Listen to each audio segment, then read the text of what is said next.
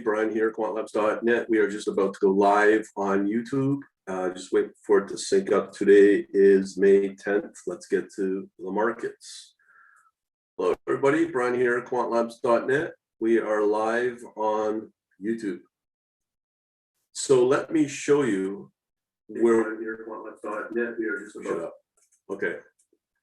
There we are. So right now, this is where we're at right now on Yahoo Finance real time. Again, May 10th at 3:36 p.m. New York time.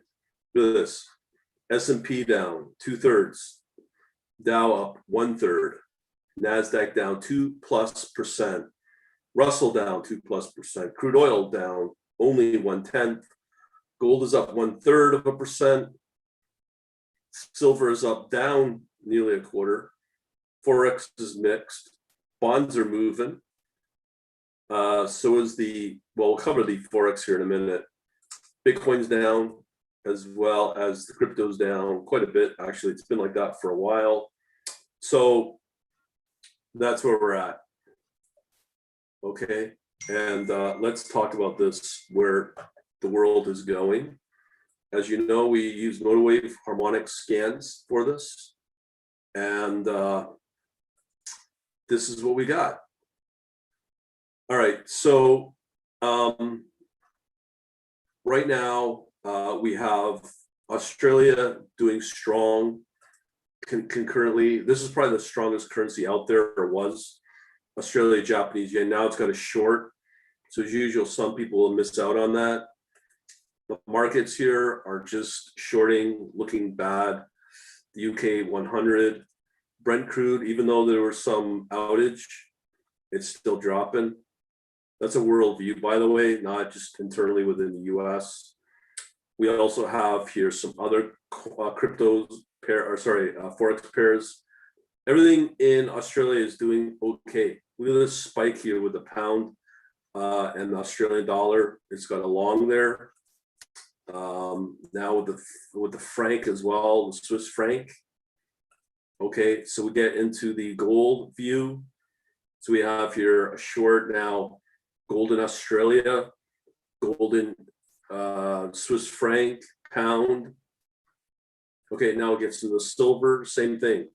This should not be happening. This is why you trade and go nowhere with both silver and gold.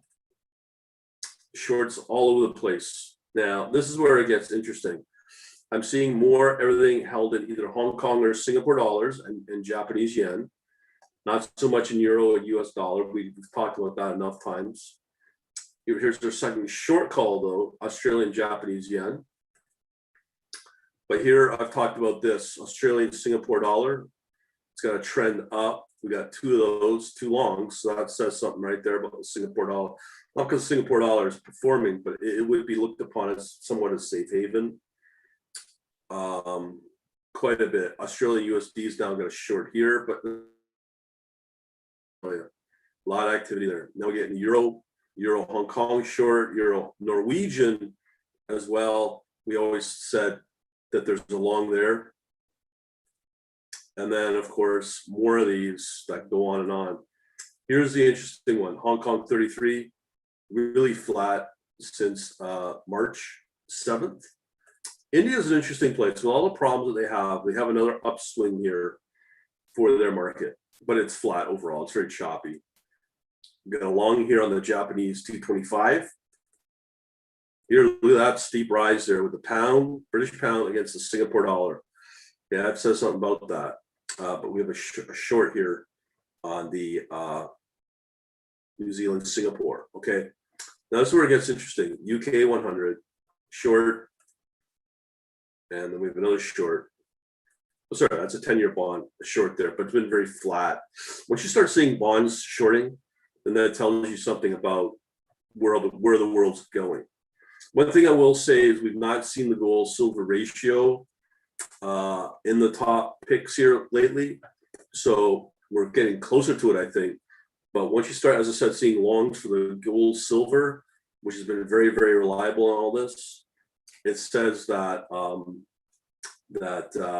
we're reversing and going down. That's your real classic metric to watch for. So let's just see where it's at right now.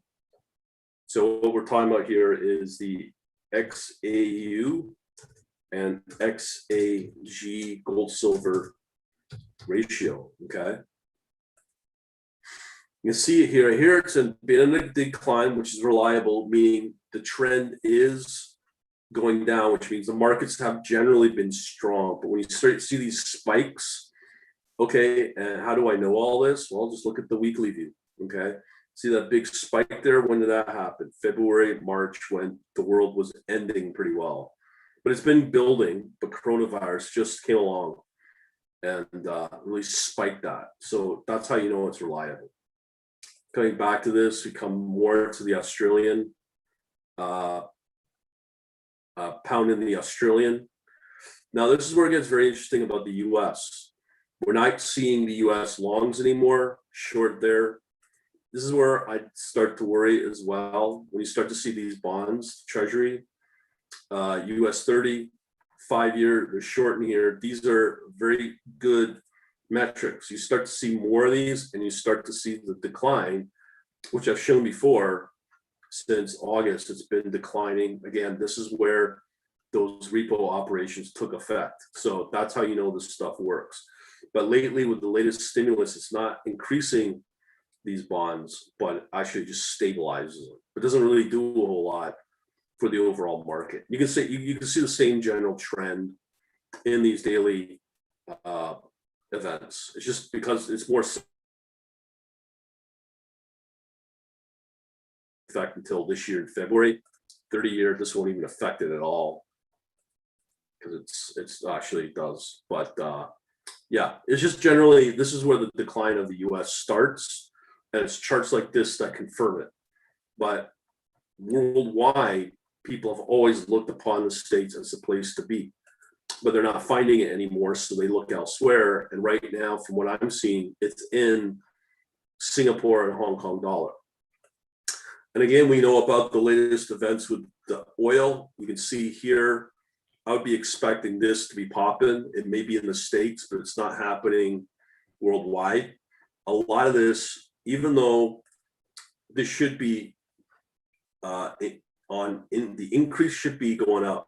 Obviously, this is related around the global sickness.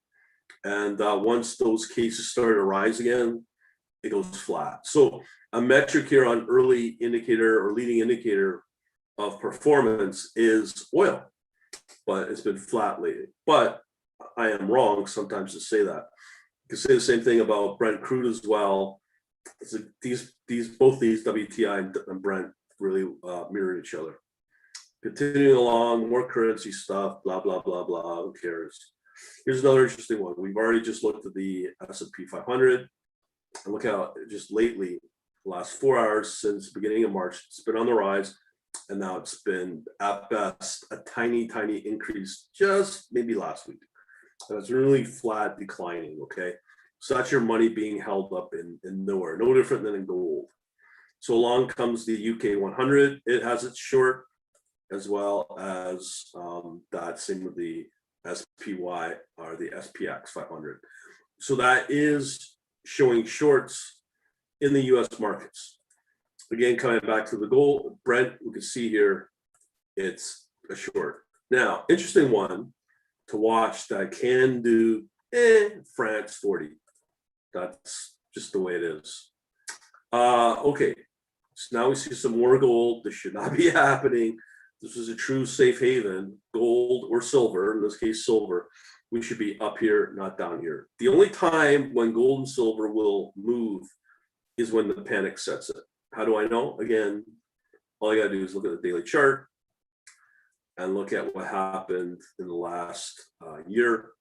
When, let me see here. So we got the week. Yeah, you can see here just rising, and then starting to go into decline because there's better places to get better performance, which is the U.S. stock market up to a point. Oh, look what we have here. We have our friend, the which I just talked about earlier, gold silver ratio. See that long right there? That's when you know when you have what I call danger, be on the lookout. Okay. So that's an important one. Silver in Swiss franc, that should be longing, but we're not seeing it. I think a lot of it has to do with two things. Switzerland is no longer the place to be, the tax haven, thanks to countries like Germany. But here you can see the performance coming out of, as I said earlier, Hong Kong, dollar, Japanese yen, but it's only with the Australian. With the New Zealand, flat. So, but here, yeah, you see a little bit of strength recent with the Singapore dollar. Again, we have another short call for the France 40, and on it goes. Now the euro, you're not seeing anyone holding euro. Why? Two things: debt, as well as the global sickness, because they're not doing the job properly. Let's just face it. All right, so you can see here, continuing along. Now let's look at Japan. Japan has a short, that's a 225. Singapore 30, same thing, really going nowhere. A lot of these US equities are not the place to be in right now, even though despite what you hear, places like Bloomberg and whatnot. Look at this amazing performance, the pound against the Singapore dollar. What does this say? Well, if the US dollar was the place to be, it would be, you'd be getting the same performance. You'd be seeing it in these charts, but we're not. So, boom. What does it say about England? Pound, New Zealand, not so strong, and so on and so on. Taiwan, always being under the threat of China. It's just because it's just not getting the performance that it could. UK 100, that's doing okay, but we have a short here, different than the US markets. Let's check out this USD INR, the rupee, India, solid decline, flat for the Saudi. Two more shorts with a Thai baht as well. So don't, well, actually it's a mix with a long and a short. Really doesn't mean a lot. SPX 500, another short. Here's the 2-year bonds. Slight long, and 2 shorts out of 3. Not good. Oil, natural gas, another interesting one. It's doing okay, but it's been flat, no different than oil. Soybean, look at soybean. It's just starting to really accelerate due to the inflation as being a base food product. So more mixed stuff here.